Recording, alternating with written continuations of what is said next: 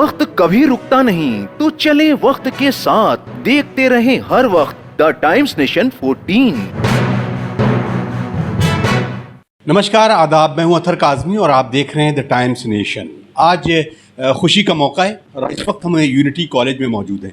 Unity college यानी एक mission है, एक ऐसा मिशन जिसको डॉक्टर कल्बे सादिक साहब ने अपनी विजन के साथ स्टार्ट किया था और उसको एक छोटा सा पौधा लगाकर एक बड़े तनावर दरख्त में किस तरीके से इसको तब्दील किया, ये आपके सामने है। आज यूनिटी स्कूल के ICS और ICSE के बोर्ड के एग्ज़ाम के साथ उनके नतीजे और बहुत ही खूबसूरत नतीजे इन नतीजों में ख़ास तौर से पेरेंट्स, टीचर्स और उनके प्रिंसिपल और वाइस प्रिंसिपल का कितना अहम योगदान है, इसको भी ज़रूर याद किया जाना चाहिए। हमारे साथ इस वक्त यूनिटी कॉलेज के प्रिंसिपल हैं, उनसे हम बात करेंगे कि इस कामयाबी का राज क्या है और कैसे बच्चों को मोटिवेट करके इस मुकाम तक पहुंचाया है, ताकि ये भविष्य जो भारत का भविष्य है, सुनहरा भविष्य है, इसको आगे कैसे मजबूती दी जाए। सर, बहुत बहुत आपका स्वागत है हमारे चैनल पर। पहला सवाल यह है कि यूनिटी जो नाम है इस वक्त न सिर्फ लखनऊ में बल्कि उत्तर प्रदेश में और पूरी हिंदुस्तान के अंदर, इसको उस मुकाम पर रखना कितना अहम है और कैसे इस पूरी चीज़ों को सेलिब्रेट करेंगे आप? सर, चैलेंज तो बहुत बड़ा था, क्योंकि ऑलरेडी अगर कोई मुकाम वहाँ पे है तो उसके ऊपर ही जाना पड़ता है, उसके नीचे आने में तो बहुत मुश्किल हो जाती है, उसके ऊपर ही जाना होता है। तो जॉइन करने के बाद मतलब मैंने बहुत ऑब्ज़र्व करने के बाद मैंने ये चीज़ ऑब्ज़र्व करी कि बच्चों को अगर मोटिवेशनल टॉक्स दिए जाए और उनको बहुत इंस्पायर करा जाए तो वो चेंजेस बहुत ज़्यादा होते हैं।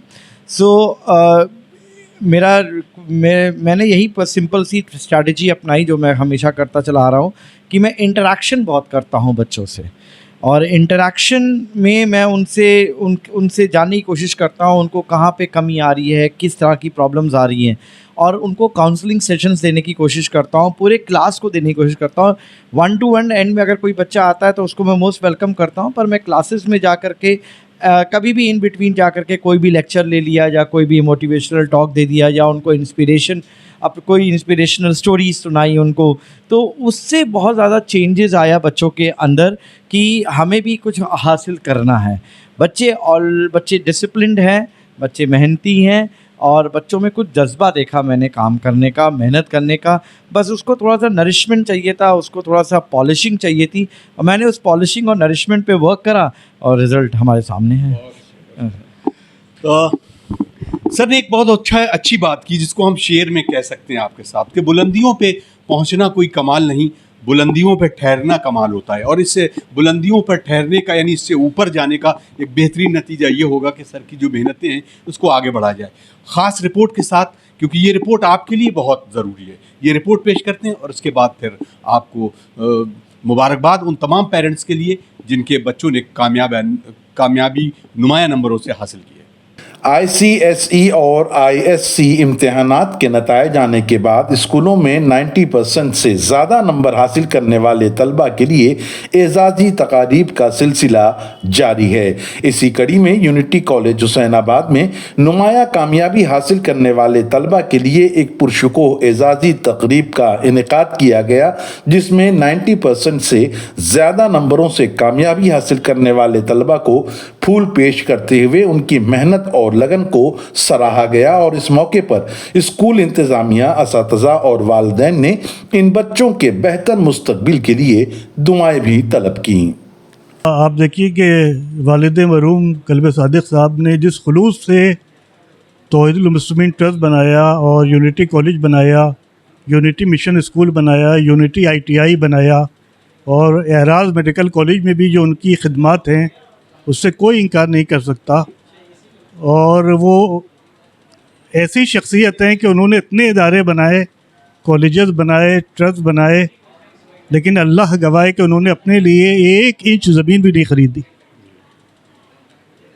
यानी इस कदर वो दुनिया से यानी बेजार थे, लेकिन वो ये चाहते थे कि हमारी कौम के बच्चे तरक्की याफ्ता हों। और आज CMT से 3000 बच्चों को फ्री एजुकेशन दी जा रही है, जो पूरे यूपी में तकरीबन 13 मकामात पर, 13 सिटीज़ में, जौनपुर है, जलालपुर है, वहाँ के अलीगढ़ है और भी शिया बस्तियाँ हैं, तो वहाँ के बच्चों का भी बहुत नुमाया काम है और नुमाया उनके रिज़ल्ट आए हैं। और जलालपुर की 4 बच्चियों का सिलेक्शन MBBS में हुआ है और 60 बच्चों का सिलेक्शन बीटेक में हुआ है और पूरी डिटेल वहाँ मौजूद है UEP ऑफिस में। तो हमारे बहनोई, हमारे भाई नजमी साहब, वो अपनी पूरी ज़िंदगी डेडिकेट किए हुए हैं और ख़ामोशी से, बग़ैर उनकी आप ना सोशल मीडिया पर फ़ोटो देखेंगे, वो उसके ख़िलाफ़ भी हैं कि वो हम सिर्फ अल्लाह के लिए काम करते हैं।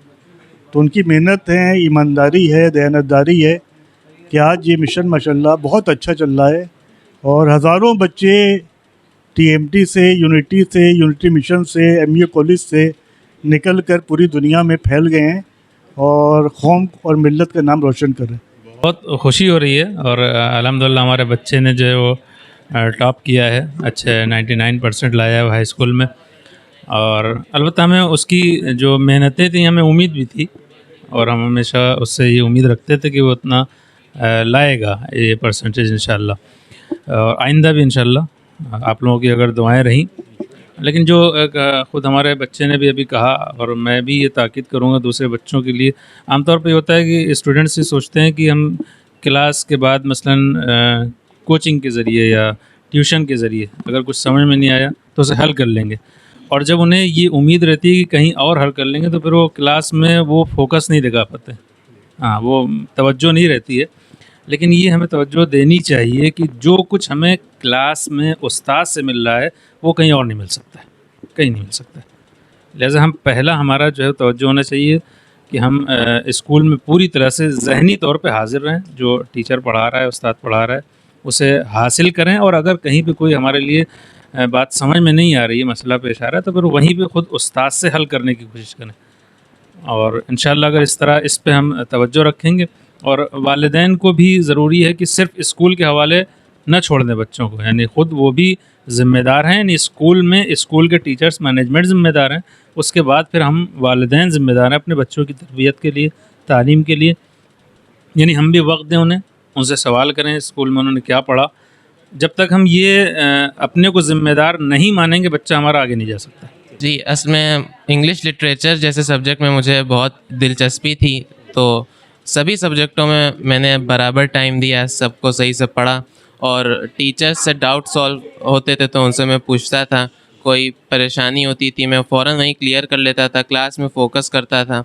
और इसीलिए तकरीबन 4 सब्जेक्ट में मेरे 100 मार्क्स हैं अल्हम्दुलिल्लाह, जिसका मैं अपने वालिदैन और असातिज़ा का बहुत शुक्रिया अदा करना चाहता हूँ।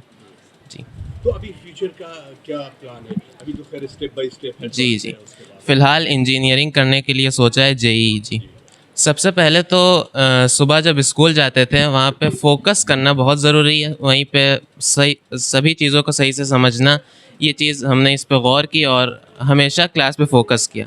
फिर घर जाने के बाद हमेशा जो रोज़ का पढ़ाया जाता था उतना रिवाइज़ कर लेते थे, रोज़ तकरीबन 3 से 4 घंटे पढ़ते थे, और इसी के वजह से ये कामयाबी हासिल हुई है।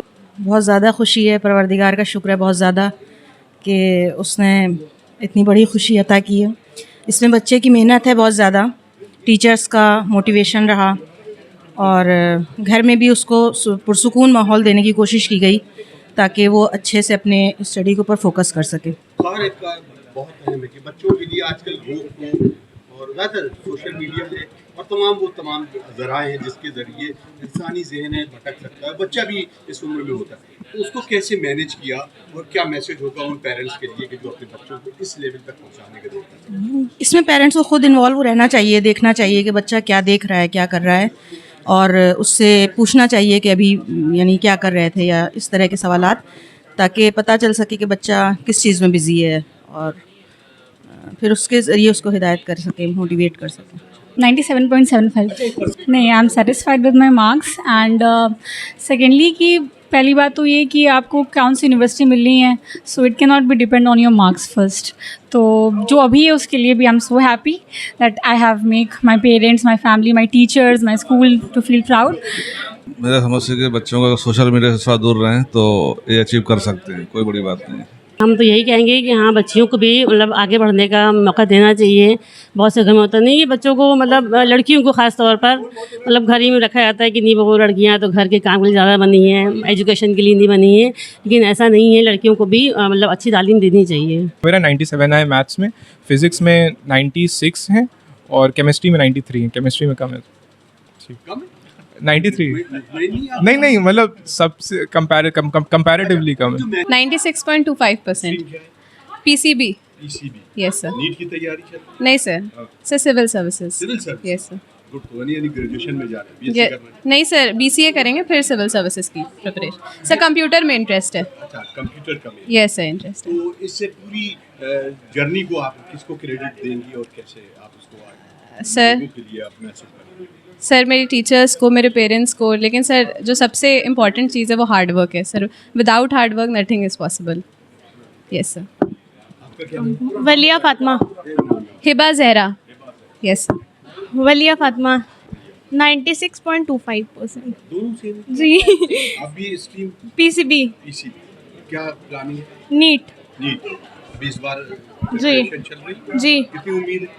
सर उम्मीद तो है। इंशाल्लाह, मैं दुआ करता हूँ इंशाल्लाह। तो ये तमाम जर्नी का ये जो सवाल किया है वो उसको किसको क्रेडिट? सबसे ज़्यादा तो टीचर्स को, पेरेंट्स को और खुद को भी। राज है हार्ड वर्क और स्मार्ट वर्क है। इसमें बच्चों की और टीचर की जो तालमेल, कोऑर्डिनेशन है, वो सबसे ज़्यादा इम्पोर्टेंट रखती हैं कि ये टीचर के ऊपर डिपेंड करता है कि अगर बच्चा एट पार जा रहा है तो हमारी वलीयत जो है वो, और हमारी कोशिश ये रहती है कि कौन सा ऐसा हम टिप्स दे जो बच्चा जो है बस वो क्रॉस कर जाए, वो दरवाज़ा, वो एज कि वो कॉलेज और डिस्ट्रिक्ट और स्टेट को टॉपर बने। वो तो अल्हम्दुलिल्लाह बच्चों ने वो सारे इंस्ट्रक्शंस को फॉलो किए, वो सारे मशवरे को, और हमारी जो सरपरस्ती रही है बच्चों के लिए वो हमने अल्हम्दुलिल्लाह 100% निभाने की कोशिश की है। अगर कहीं कुछ कमी रह गई हो तो वो हमारी है।